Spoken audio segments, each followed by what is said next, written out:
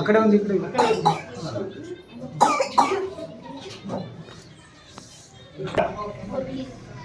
ಈ ಒಪ್ಪಿಗೆಯಿಂದ ಮಂಜುಳಾ ಸರ್ ಅವರು ಈ ಸಭೆಯ ಅಧ್ಯಕ್ಷರಾಗಿ ಅವರಿಗೆ ನೇಮಕ ಮಾಡಿದ್ದೀವಿ. ಅವರಿಗೆ ಸ್ವಾಗತ ಕೋರುತ್ತೇವೆ.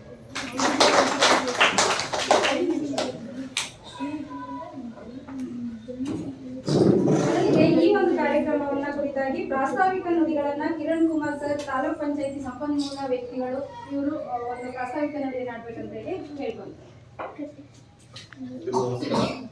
ದಿನಾಂಕ 20/25/2025 ತೋಟಗಾರಿಕೆ ಇಲಾಖೆ ಡಿಪಾರ್ಟ್ಮೆಂಟ್ ಇಂದ ವಹಿಸಬೇಕಾಗುತ್ತೆ ಅಂತ ಹೇಳಿದ್ರೆ ಯಾವುದೇ ನಾವು ಸಾಮಾಜಿಕ ಪರಿಶೋಧನೆಯ ಪೋಷಕರ ಸಭೆ ಆಗಿರ್ಬೋದು, ಗ್ರಾಮ ಸಭೆ ಆಗಿರ್ಬೋದು, ಜಿಲ್ಲಾ ಪಂಚಾಯತ್ ಸಿಇಒ ಅವರು ತಾಲೂಕು ಅಧಿಕಾರಿಗಳು ಯಾರಾಗಿರ್ತಾರೆ ಅಧ್ಯಕ್ಷತೆಯಲ್ಲಿ ನಾವು ಸಭೆ ಮಾಡಬೇಕಾಗ್ತದೆ.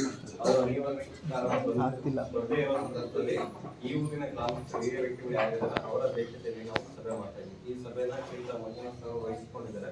ನಿಮ್ಮ ಎಲ್ಲ ಒಪ್ಪಿಗೆ ಇದ್ದರೆ ಸಭೆನ ಮುಂದುವರಿಸಬಹುದಾ?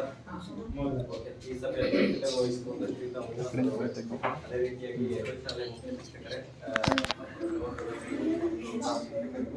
ಎಲ್ಲ ಪೋಷಕರಿಗೂ ಎಲ್ಲ ವಿದ್ಯಾರ್ಥಿಗಳಿಗೂ ಎಲ್ಲ ಗೌರವಪೂರ್ವಕವಾಗಿ ನಮಸ್ಕರಿಸುತ್ತಾ ಏನು 2023-24ನೇ ಸಾಲಿನಲ್ಲಿ ಅದಕ್ಕೆ ಸಂಬಂಧಪಟ್ಟಂತೆ ನಮಗೆ ಸಾಮಾಜಿಕ ಪರಿಶೋಧನಾ ನಿರ್ದೇಶನ ಬೆಂಗಳೂರು, ಗ್ರಾಮೀಣಾಭಿವೃದ್ಧಿ ಪಂಚಾಯತ್ ಇಲಾಖೆ ಚಿಕ್ಕಮಗಳೂರು ವತಿಯಲ್ಲಿ ನಾವು ಸಾಮಾಜಿಕ ಪರಿಶೋಧನೆ ಮಾಡಬೇಕಾಗಿತ್ತು.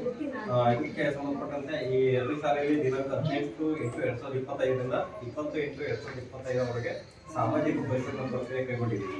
ಏನು ಸಾಮಾಜಿಕ ಪರಿಶೋಧನೆ ಮುಖ್ಯ ಉದ್ದೇಶಗಳೇನು, ನಮ್ಮ ಕುಡಿಯುವ ನೀರಿಗಾಗಿರ್ಬೋದು, ಶೌಚಾಲಯಕ್ಕಾಗಿರ್ಬೋದು, ಸ್ವಚ್ಛತೆಗಾಗಿರ್ಬೋದು, ಪಠ್ಯಪುಸ್ತಕ ಆಗಿರ್ಬೋದು, ಸ್ಕೂಲ್ ಅನುದಾನ ಎಷ್ಟು ಬಂದಿದೆ, ಎಷ್ಟು ಖರ್ಚಾಗಿದೆ, ಅದನ್ನೆಲ್ಲ ಲೆಕ್ಕ ಕೇಳೋ ಜವಾಬ್ದಾರಿ ಯಾರ್ದಾಗಿರುತ್ತೆ?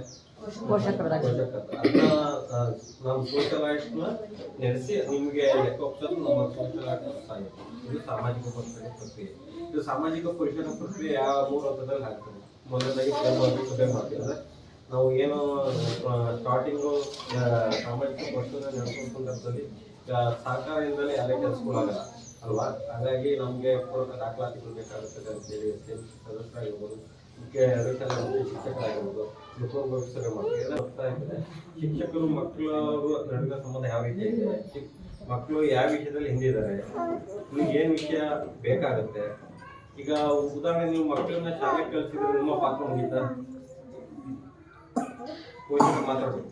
ಈಗ ಉದಾಹರಣೆ ನೀವು ಶಾಲೆಗೆ ಕಳಿಸಿದ್ರೆ ಇವತ್ತು ಅಂದ್ರೆ ನಿಮ್ ಕೆಲಸ ಮುಗೀತಾ? ಇವರು ಟೀಚರ್ಸ್ ಇವಾಗ ಕ್ಲಾಸ್ ಮಾಡ್ತಾರೆ, ಮುಗೀತು, ಅವ್ರ ಕೆಲಸ ಮುಗೀತು, ಪಾತ್ರ ಮುಗೀತಾ?